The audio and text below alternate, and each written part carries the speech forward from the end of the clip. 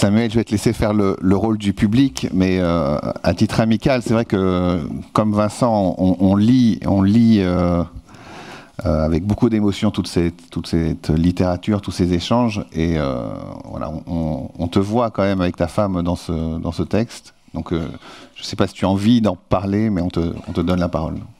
Je vais essayer d'y répondre en essayant de contrôler mon émotion, moi qui en général ai si peu de mal à la contenir. Mais ce jour est différent des autres jours. Donc je vous prie par avance de m'excuser s'il y a un accès d'émotion. Richard, vous avez mentionné dans votre intervention, Je m'appelle Asherlev de Chaim Potok. Je m'appelle Asherlev faisait partie des lectures conseillées par ma mère. Donc j'étais son fils unique, donc on va dire que j'étais la seule personne à qui elle prodiguait ses conseils d'éducation. Je parle des lectures conseillées parce que ma mère n'imposait rien. Elle posait des cailloux. Et donc, Je m'appelle Asherlev faisait partie des cailloux qui ont été posés dans ma longue éducation. Pour ceux qui ne connaissent pas Je m'appelle Asherlev dans cette assemblée, Je m'appelle Asherlev est l'histoire d'un jeune juif issu d'une communauté chassidique à New York, vraisemblablement Chabad, je pense, dans le livre de Chaim Potok. Et ce jeune garçon développe très tôt un don pour la peinture. Et bien évidemment, ce don pour la peinture rentre en collision avec l'interdit de représentation dans le judaïsme. Et ce don pour la peinture se manifeste par la figuration, et en particulier par un fort tropisme pour la représentation de croix, et donc d'un art chrétien, qui est a fortiori encore plus interdit dans une communauté juive orthodoxe. Cette histoire-là faisait énormément sourire ma mère. Et qu'est-ce qui la faisait sourire dans cette histoire? C'est que Asherlev est quelqu'un qui n'a pas le choix. C'était l'essence de cette histoire. Maintenant, venons-en à Anna Weissman. Anna Weissman est quelqu'un qui n'a pas le choix. Simplement, elle a, son absence de choix est différente de celle d'Asherlev. Vincent Payan, comme vous l'avez très bien noté, très bien développé, nous parlons justement de cette chose invisible qu'un maire sait voir et entendre. Mais quelle est cette chose invisible, en l'occurrence? Quel est justement ce non-choix qui est imposé à Anna Weissman? Cette chose invisible, ce sont les lettres hébraïques. Alors, pourquoi les lettres hébraïques seraient-elles une chose invisible, puisqu'elles sont visibles ici pour tout le monde? Mais les lettres hébraïques sont une chose invisible, je dirais, au moins pour deux raisons. La première, c'est que la lettre hébraïque, comme l'écrit si bien ma mère, comme l'ont développé sans doute d'autres grands sages, la lettre hébraïque est un objet à la fois concret et abstrait. Et donc, si c'est un objet concret et abstrait, il relève aussi de l'invisible, quelque part. Deuxième chose, c'est que la lettre hébraïque, telle que ma mère la voit, mais comme elle la voit, si vous voulez, comme si vous voulez, non pas c'est effectivement une vision, mais c'est une vision qui lui est imposée. C'est que là où tout le monde la voit en deux dimensions, vous avez très bien noté, Vincent Payan, que ma mère n'est certainement pas une copiste. Ma mère voit les lettres hébraïques en trois dimensions. Elle ne les voit pas autrement, c'est ainsi, c'est comme ça. Or, en trois dimensions, c'est ainsi que sont apparues les lettres hébraïques à Moïse quand il a reçu les 10 commandements. C'est une sacrée responsabilité. Et donc, toute responsabilité signifie un fardeau, une difficulté d'exigence. Excusez-moi, c'est un lapsus, mais c'est un lapsus, c'est même à peine un lapsus. C'est une difficulté d'existence, car l'exigence est énorme.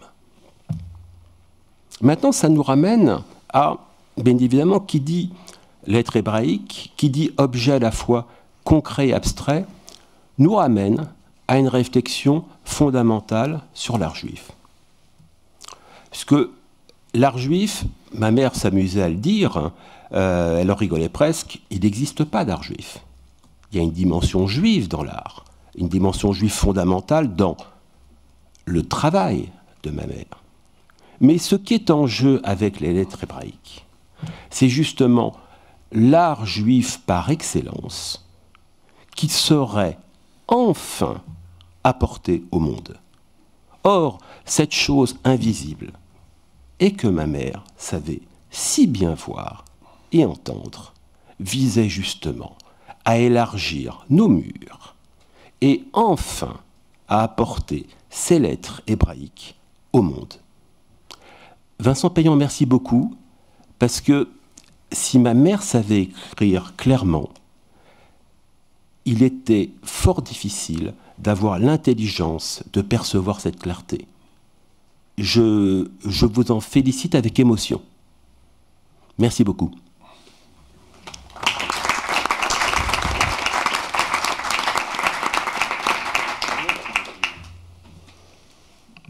Elisheva. Avec émotion, je crois que c'est le mot de la fin de notre session, qui n'est pas une fin, qui est un commencement, avec ce que vous avez lancé dans l'air. De la musique de Schoenberg, des recherches sur des textes de Neher de 1933, que nous n'avions jamais vu, jamais eu entre les mains, jusqu'à la merveille de cette découverte de la signification, de l'ampleur, de la direction, des possibilités pour une audience tout à fait normale, de découvrir ce qui était Anna Weissmann. Et quand je me rappelle que nous en avons parlé pour la première fois et que Sibylle m'a dit on va faire quelque chose, on va faire une exposition, j'ai dit oui, alors à Paris, au musée d'art juif, il y a un tas de conférences qui n'ont pas toujours de raison d'être. On leur offre quelque chose de merveilleux qu'ils n'ont pas pris. Et je n'arrive pas encore aujourd'hui à comprendre pourquoi. Mais on va envisager de faire ça, pas très facile à transporter, mais au musée d'Israël, et ça sera beaucoup mieux. Maintenant, on aura un problème. Et un problème énorme. D'abord, il faut vous faire venir. Il faut faire venir les sculptures, c'est pas évident. Mais je crois que c'est cette session-là, il y aura d'autres gens qu'il faudra faire venir. Et qu'on a lu et pas encore suffisamment entendu parler. Cette personne-là se trouve à ma gauche. Qu'on connaît depuis longtemps et qu'on n'a pas suffisamment ou pas du tout entendu raisonner. Et ces personnes-là se trouvent à ma droite.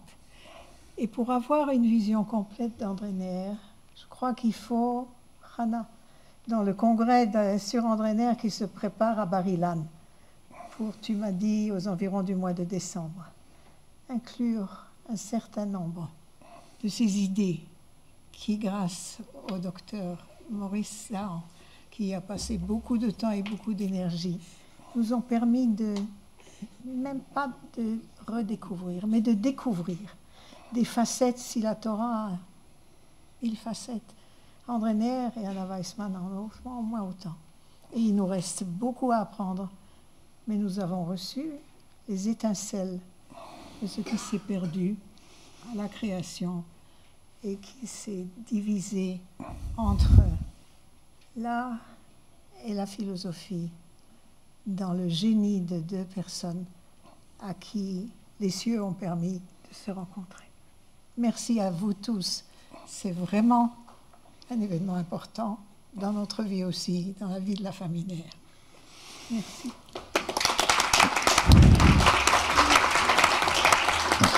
Je suis content de rattraper le grand rabbin Rautveig dans la gestion du temps. Je suis soulagé. Peut-être Maurice, si tu veux faire une conclusion de cette matinée. Ouais, Maurice Dahan qui fait la conclusion de ce matin. Je ne me permettrai pas de faire une conclusion parce que je sais qu'on va avoir une après-midi bien fournie. Et je préfère laisser ce type de prise de parole à mon cher ami le professeur Freddy Raphaël qui a su nous guider dans notre projet et la rencontre fortuite d'un samedi matin à la synagogue, comme quoi être à la synagogue le samedi matin, ça peut valoir la peine, même si c'est pas pour prier. Parce que la rencontre fortuite un samedi matin avec Samuel et Sybille, qui me parlaient de quelque chose que j'avais vu, que j'avais lu ici et là, mais qui était invisible pour moi. Et ils ont un peu rendu pour moi le visible, ou l'invisible, pardon, visible.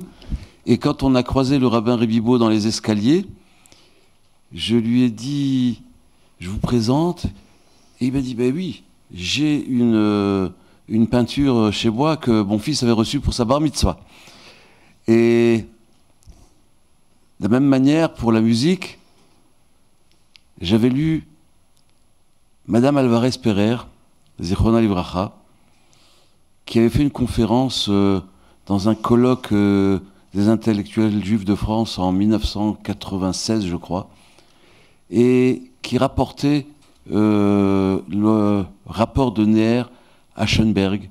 Et il en disait, elle rapportait des mots qu'il avait dit, et sur la conversion au christianisme, et sur le retour au judaïsme, sur, je m'excuse, j'arrive pas à le dire aussi bien que vous, mais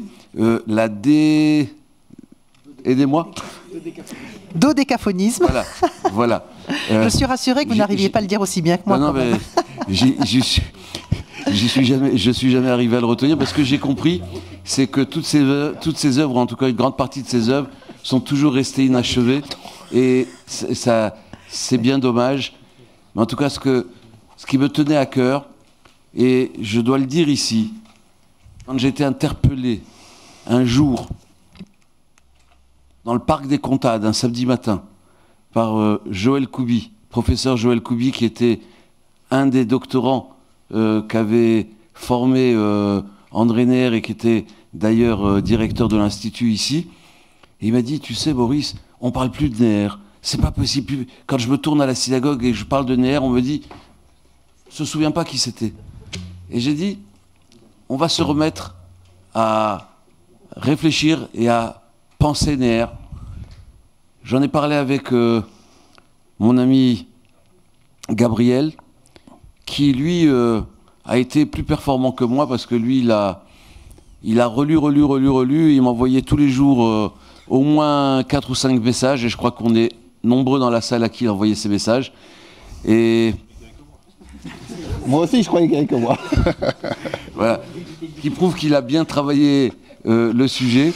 Et je crois que quand on avait décidé avec Freddy Raphaël de faire une année Neher, que le consistoire se consacre sur le plan culturel cette année à André René Neher, nous l'avons décidé de manière à ce que ce soit pas un projet nostalgique, pas un projet d'hommage, mais un projet qui avait pour objet de rendre la parole des Neher contemporaine.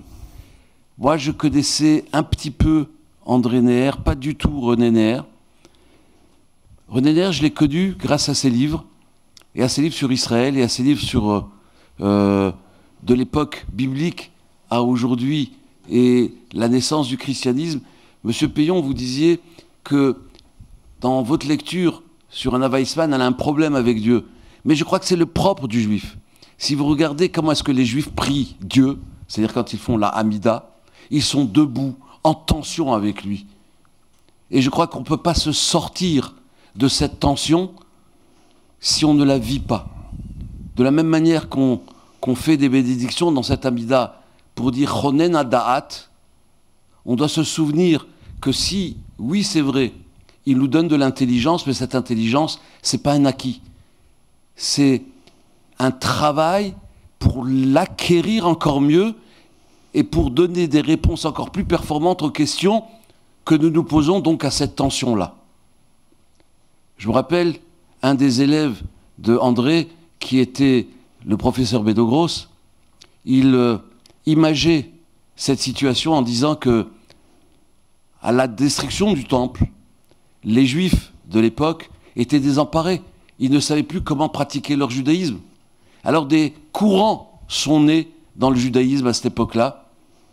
Certains ont commencé par dire « Dieu est grâce et bonté ». D'autres ont dit « Dieu n'est que justice ». Et d'autres ont commencé à débattre. Et alors, s'il est que justice, s'il est grâce et bonté, pourquoi il a détruit le temple? Pourquoi est-ce qu'on en est à être exilé? Et ils ont commencé à construire le Talmud, et donc à créer cette tension.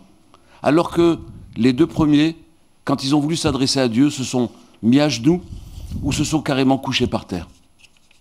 Ben, je crois que c'est là cette différence de tension qu'on doit faire vivre en nous pour avancer, conserver cet universalisme de la pensée juive et cet humanisme qui est en nous. Et je crois que cette rencontre fortuite avec Samuel et Sibylle a fait que ce jour-là, j'ai compris qu'il fallait remettre en valeur cette artiste juive alsacienne, très méconnue, même si de nombreux articles ont été écrits par certains, et en particulier dit lors de certains colloques du judaïsme français, des intellectuels juifs français. Je disais à Richard, je crois qu'il faut qu'on relance ces colloques. Il m'a dit, mais non, détrompe-toi, ils existent toujours. Alors je lui ai dit, mais ils sont confidentiels. Et on a besoin que cette pensée nous imprègne un peu, parce que cette volonté qu'a eu UDR de démontrer par sa pensée, sa définition d'un judaïsme authentique, à vivre, et pas à subir, mais à vivre, et à vivre quelles qu'en soient les conditions. Ou becholzot. Il faut continuer de le vivre, ce judaïsme, avec une force. On a parlé du judaïsme alsacien et de ses perspectives ancestrales et très ancrées dans la tradition. Eh bien, moi qui suis président du consistoire israélien du Bas-Rhin, donc qui m'occupe de l'avenir du judaïsme sur le plan culturel, effectivement, et je crois que Jackie ici acceptera que je m'en occupe également sur le plan culturel, et je crois que la preuve est faite aujourd'hui. Quelle belle association nous avons fait de manière tout à fait fortuite avec le Fonds social, avec la présence de M. Petit-Voyon, avec votre présence à vous aujourd'hui. Ben, je crois qu'on arrive à construire l'avenir de notre judaïsme dans son authenticité, dans sa multiplicité, mais aussi en préservant cette tension indispensable pour maintenir ce judaïsme le plus authentique possible. Je vous remercie. Bravo pour ton horloge.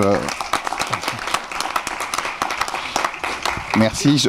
On va lever la séance de ce matin. Merci à tout le monde.